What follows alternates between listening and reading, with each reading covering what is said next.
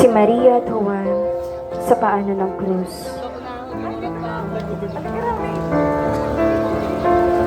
Sa karamihan ng tao na sumaksi sa pangyayaring iyon, naroon din ang ina ni Jesus, si Juan, si Maria ang asawa ni Cleophas, at si Maria Magdalena. Lumapit sila kay Kaya mo makalapit ng mga yan, kilala ko yan.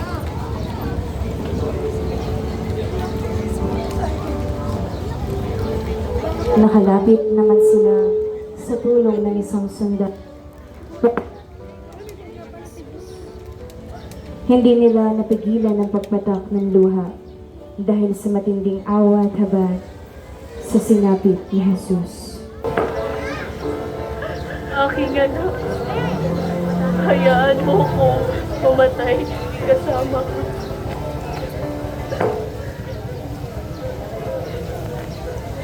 Babae. Iyan ang iyong anak.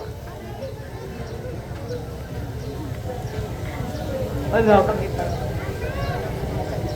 Iyan ang iyong ina.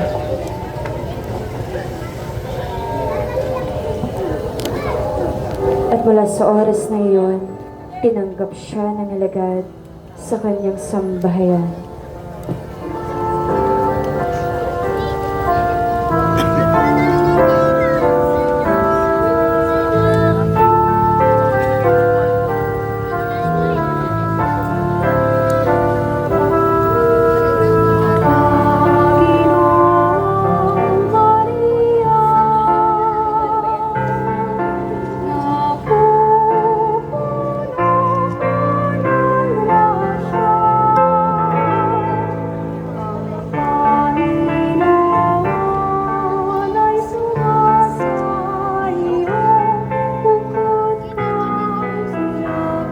Sa alagad, narito ang iyong ina.